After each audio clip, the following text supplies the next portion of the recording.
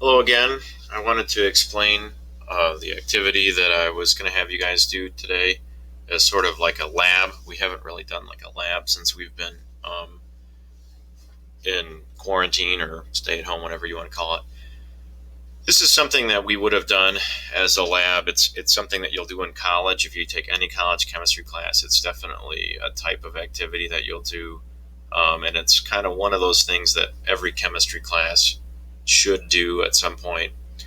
So we've gone through all your solubility rules, and we've talked about all the different ions that are soluble and all the different ones that are, different combinations that are not soluble. I told you to remember Cash and Gia, ions that are usually soluble. It's easy to remember.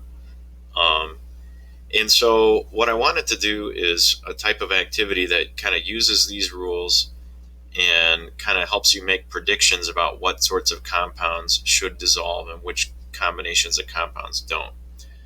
So if you were to do this in an actual lab setting, what you would use is a well plate. Remember, a well plate has a bunch of really tiny holes or little containers that you're just really putting a few drops of different chemicals in. And the way that this would work in the lab is you would have, depending on how large your well plate is, you would have many different combinations of different compounds. So you would have a bunch of different compounds lined up for the columns. So column 1 would be one chemical, column 2 would be a different one, column 3 and 4 and so forth. So you'd have 12 different compounds, ionic compounds for the different columns. And then you'd have, this is 8 different rows, different compounds that you would react with them. Now, some of these might be repeats, but you would say, well, an 8 by 12, that would be 96 different possible combinations of ionic compounds. So you would get a pretty good idea of trends of what's soluble and what's not. So for an example, like this one I have circled here, so whatever compound B is in this row, and whatever compound 5 is, you would put both of them in this one. Okay, so compound 5 you're putting in every single well in this entire compound, in this entire column. In compound B you're putting in this entire row all the way across, and you just get a bunch of different combinations. So the question is, would you get precipitates in there? So can we predict whether or not we would get precipitates in each of these different combinations? So I set up a real small one here so you can kind of see what I'm trying to get you to do. Now in the lab we would have just a bunch of different containers filled with these, and you would just drop them in each one. I'd take compound H and I would just drop it all the way across. And I would take compound G and I would put it in each of these all the way across and so forth. So I just set up like a little 2x2 one to show you kind of what it would look like. So I have 4 different chemicals here, 2 for each, 1 for each row and 1 for each column. And what you would do is I would take barium nitrate and I would drop it in this well and this well. And I would take sodium chloride and drop it in this well and this well. And for the rows, I would take lead nitrate, drop it in this one and this one. And then I would take potassium sulfate and drop it in this one and this one. I chose these because it's a good illustration of what we would be able to see. So I want you to be able to predict if a reaction takes place, and if it does make a reaction, if it does make a precipitate, what would be the identity of that precipitate? So what would be the actual ionic compound that is precipitating out? In our worksheet, we labeled these as S, the solid that is not soluble from those combinations. So just looking down this column 2, because this is a good example, both of these are sodium chloride reacting with something or not reacting with something. So this well is column 2, row A. So this would be sodium chloride and lead nitrate. This one would make a reaction. It'd be a precipitate. So I wrote off to the side why that would be. So sodium chloride and lead nitrate, if I kind of wrote those out, I would see the one combination is the inside, lead 2 and chloride, and the other combination is the outside, sodium and nitrate. Lead 2 chloride, from all of our practice, we should see lead 2 chloride is not soluble because halides are an exception with lead. Lead does not dissolve when it's with a halogen. So lead chloride is not soluble. Sodium nitrate, sodium is always soluble because it's group 1, and nitrate is always soluble, so that won't make a difference. These would be spectator ions, but we still get a precipitate here with the other two. So lead 2 chloride would precipitate out. We'd get a white precipitate here. For the one below that, sodium chloride is still in this column, but this time we have potassium sulfate in this row.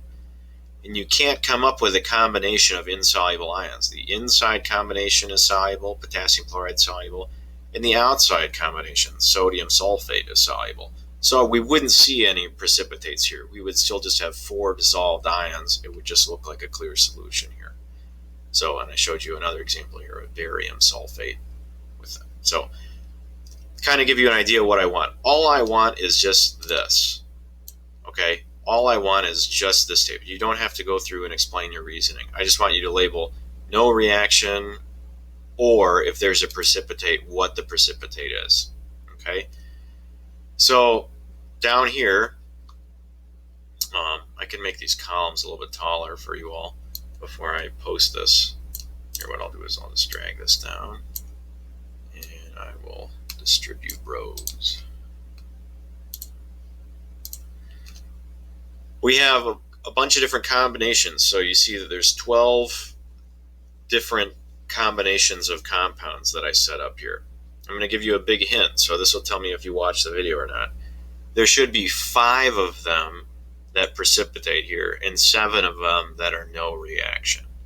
So in these wells, there are 5 different combinations that will make a precipitate, and 7 of them that won't do anything. It will just be all spectator ions. So I'll do an example. For number 1, this would be sodium acetate and strontium nitrate. So I look at my solubility chart. Think about this. So this would be sodium. You don't have to leave it like this, but I'm just going to sodium acetate and strontium nitrate. Okay, so the inside combination would be strontium acetate. So let's look at that on your cash and GS. So acetates are always soluble with no exceptions. The exceptions are only sulfates and halides here. Those are the highlighted ones. So all acetates are soluble. So I know strontium acetate, the inside combination, these are soluble. So I'm not going to see a precipitate there. Well, what about sodium? Do it blue. What about sodium nitrate? Would I see a precipitate there? Let's see here. Let me go back to your chart. Well, nitrates are always soluble, and group 1 is always soluble. So here I would see no reaction. I wouldn't get any possible combination of insoluble compounds there. Okay, so hopefully this is kind of a good starter of what you would be doing. So I want you to fill out the rest of these. I kind of gave you some pretty big hints there. All I really want is the table filled out. So let me know if you have questions, and hopefully this was an adequate description of what you're supposed to be doing. I thought I should also do an example of one where there is a precipitate. So I chose 2B as one that will make a precipitate, just as kind of a random example here. So everything in this column has potassium iodide in it, and everything in this row has mercury nitrate in it, mercury 2 nitrate. Okay, so this one I know will make a precipitate. How do I know that? So I write down what my combinations of ions are. So I'd have potassium iodide and mercury nitrate. And my inside combination would be iodide and mercury, mercury 2 iodide. So I look at my solubility chart. Halides, which would include chloride, bromide, iodide. Halides are usually soluble, but mercury 2 is listed as an exception. Mercury 2 halide or mercury 2 iodide would not be soluble. So I know that's going to end up being a precipitate. That one will not dissolve, so that will show up as a colored precipitate in my well plate. I'll look at the other combination, the outside combination from the double replacement reaction would be potassium and nitrate. By this point, I hope we've realized that all nitrates are always soluble every time, and all potassium and the rest of group 1 are always soluble every time. So you're never going to get a potassium precipitate, and you're never going to get a nitrate precipitate. So I realize that these are there, they'd be spectators, but I would still, my precipitate would be the insoluble mercury iodide. So that's what I would write in my box would be precipitate, would be mercury 2 iodide. I realized in the first segment of this video I accidentally had this labeled mercury 2 chloride instead of mercury 2 nitrate.